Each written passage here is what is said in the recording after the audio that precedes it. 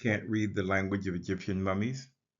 Community education, CE, History 5652.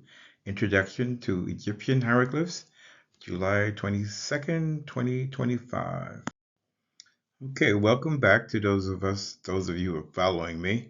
Uh, we are indeed reading Mdw Ntr. I think the title on the last lesson was a little off. We also, in the first lesson, we reviewed information about Netjuret Ma'at, and in lesson 2, we reviewed information about Netjuret Aset. This lesson is going to focus on Netjuret Jehuti. Okay, so I would give everyone, let's say about 3 minutes to look at the images that we have um, on the screen right now. Ask any questions, and then we will take some volunteers to read some parts of either image and tell us what you think you see. So again, we have, in fact, in this representation, we have two females, and we can identify one of them and maybe say something about the other. So do we have a volunteer to talk about either of these images based on the information that we've learned in lesson 1 and lesson 2? So this is a scene from what is best known as the Book of Coming Forth by Day and by Night, often misidentified as the Book of the Dead. What we have again in this scene is we can see the image of Ma'at if you look carefully. She's actually represented twice. She is on the scale on the right, and he is also sitting at the fulcrum of the scale. The image on the far right is what we're going to speak about today. That is the representation of Jehuti. So Jehuti is represented as a man with um, the head of a ibis bird. So some people say it's a mask. Just keep in mind this is a representation of an idea of a Netjer. So just keep that in mind. In this case, we see that Jehuti is holding in his left hand a stylus and a device for use for writing. I guess sort of like a ink well. So again, here is a representation of Jehuti with the body of a man and the head of an ibis bird. And on top of his head, there is the crescent moon. And in his hands, in his left hand and right hands, he has the instruments used for writing. He is given credit for creating the Mdw Ntr. So we actually encountered the ibis bird in the very first lesson, the black ibis bird in particular. We see that they are looking for things, and at some point, if they were to scratch in the sand, it would look like writing. And we hopefully remember that the ibis bird is transliterated with the letters G, M, the owl transliterated with the letter M, the basket with the handle is transliterated with the letters K. So those three together would give me Gemek or Gemek. And then we have the heart and the trachea, heart in the windpipe, and together with the horned viper and the mouth, we transliterate that with the letters NFR, and we say that is Nefer. So if we read the top line, that would be read as Gemek Nefer. So I came across this image doing some research and cannot identify a lot of these Mdw Ntr symbols on here. But this does go back to, according to the writing, around 3100 before the Common Era. This was apparently called the Tag of Aha, and it was found somewhere in Abydos. So if we remember, well, we may not remember. Aha is also another name for Mena, right? The first Nasut Biti to reunify Upper and Lower Egypt. I threw this image in because we know, hopefully remember, this is transliterated with the letters HR. And it's one of the cases, one of the few cases that we have a frontal profile of a face that is carved. And someone had asked about that.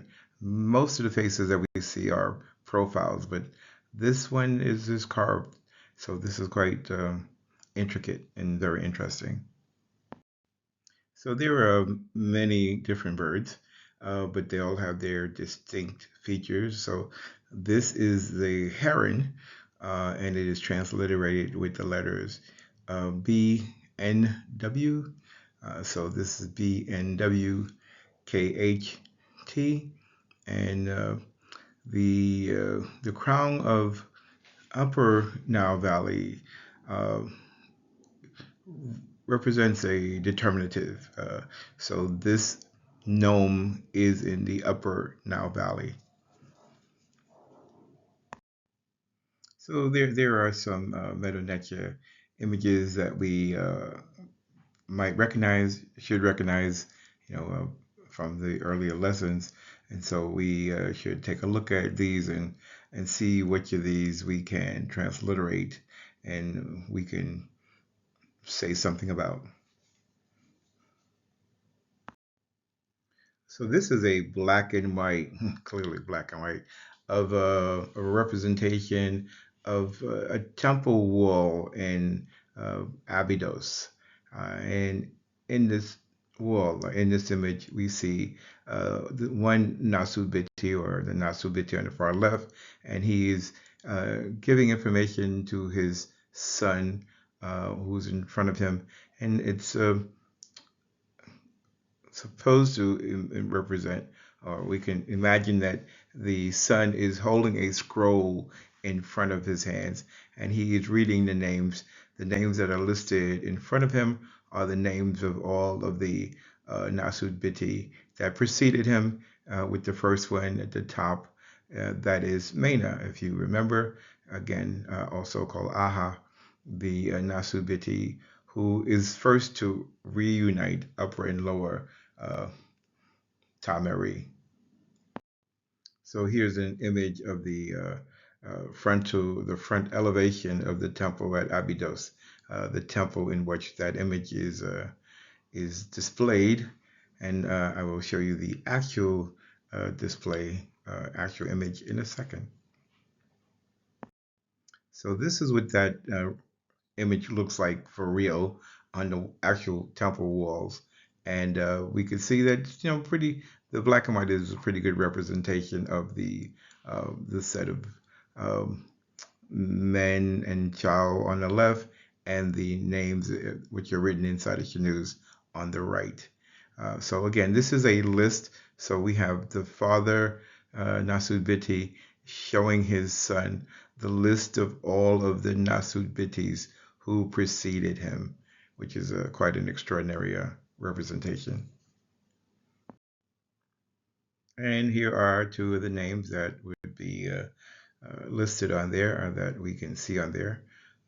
So this is Men Kepa Ra.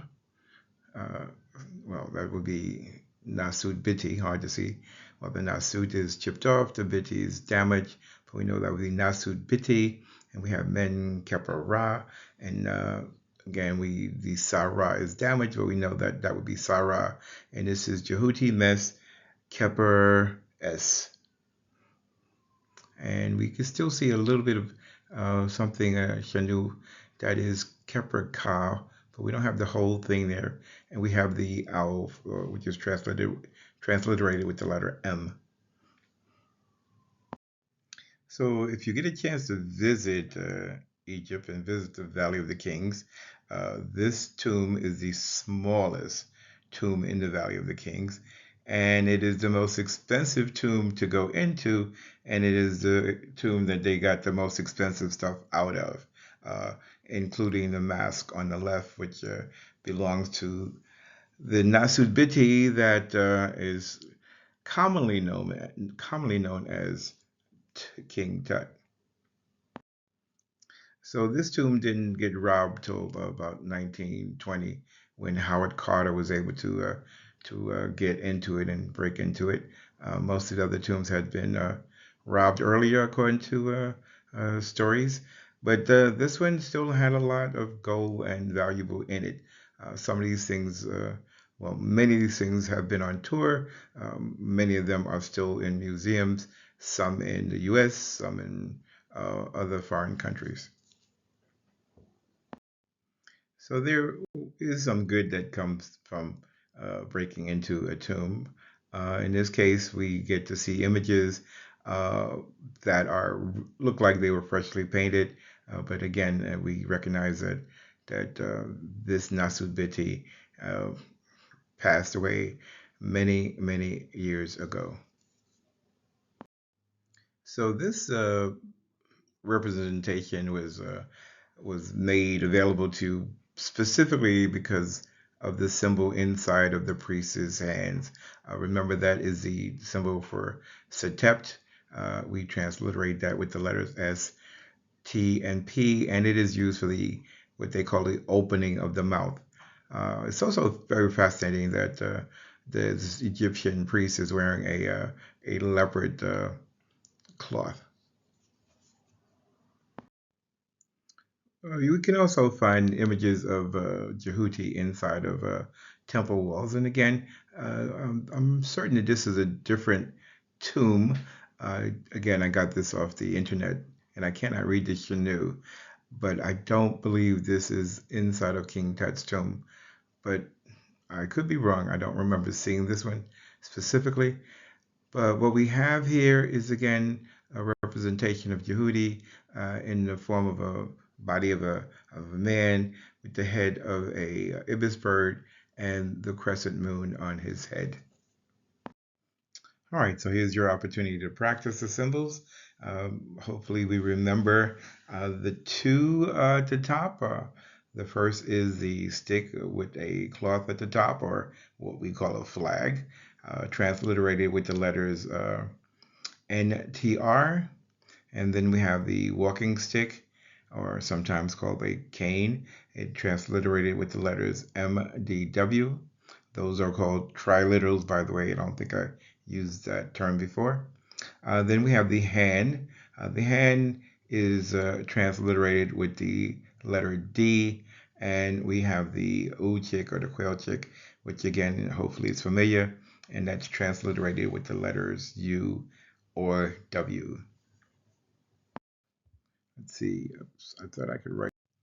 Okay, so I'm not sure what the viewers on YouTube are doing for this. So, but in class, again, since I'll be in person, um, I will allow students to do this if we have time. All right, so we have the baskets, which is transliterated with the letter NB. If we have two of them, we transliterated with the letters NBTY or NEBT. And then we have the swallow, transliterated with the letters WR, the owl transliterated with the letter M, and again the quail chick or the chick transliterated with the letter U or W. Okay, we're going to start this one from the bottom to the top, just for ease of transliteration. So at the very bottom, that is actually a symbol of a goddess, but the transliteration that we're going to use here is PT for sky. So PT is pet, and we will identify that as sky as a determinative of sky. And then we have above that the solar bark, which is a boat that travels through the sky, and it is transliterated with the letters WIA. And the I is the reed leaf that's above that, and the A is the Egyptian eagle above that. So the reed leaf and the Egyptian eagle are indeed phonetic complements to the solar bark, which is again WIA. And returning to our normal top to bottom transliterations, we have the rip of water, which is N. We have the mouth, which is R. We have the arm in the hand, which is an A. And then we have, we see this is the solar disk with the deity sitting behind. And so we know that is Ra. That is transliterated R-A. All right, so we have the basket without a handle, which is transliterated with the letters N, B. This bird is a little difficult to pin down, as it were, but my best guess is that this is a swallow. Hard to see the tail. That would give me more confidence, but it's definitely not. It's not the Uchik, and it doesn't fit the characteristic of any other bird. So I'm going to go with this being the swallow, which kind of makes sense in the transliteration. The transliteration for that would be WR, and then we have the ripple of water again, which is transliterated with the letter N. All right, so this lesson is going to end with this page, and now I'm sure everyone in the class, in the group, can tell me who this is, and we could do some transliteration, and then maybe try to interpret what we see. All right, so starting from the first column, reading down, we would transliterate that as DJH UTY. And we see the TY below that, and we know now, I hope, that that is the Ntr Jehuti. And down below the writing instruments, we see a miniature set of writing instruments that is transliterated with the letters S, SH, and we translate that as scribe. And the determinative is the person seated below the set of writing instruments. And then in the next column, we see the symbols that we hopefully would recognize. This is the symbols for Mdw Ntr. And down below Jehuti's left arm, we see a hand, and we see the Uchik, which is DU. And then to the left of the crescent moon, we see the two neb bowls, so that would be NBTY. We see the swallow, which is WR, and then below that going down, we see the owl, which is M, and the uchik, which is W again, or U. And then in the last column, we see the reed leaf, we see the eagle, Egyptian eagle, and we see the solar bark, and we see the symbol for the sky. So that is WIA, and then we have PT, and then we have the ripple of water, which is N, and the mouth, which is R, the arm and the hand, which is A, and we have the determinative behind that. So that's all kind of redundant. That is Ra, written in Mdw Ntr, RA, and then shown as a solar disk and as the deity sitting behind. And then below Ra, we have the basket again, which is Neb, transliterated NB, and the swallow WR, and the ripple of water N. So with that, the lesson would end. There would be a homework assignment to practice, and that would be the end of the class. The next class, we will cover, I think, Men Keper Ra.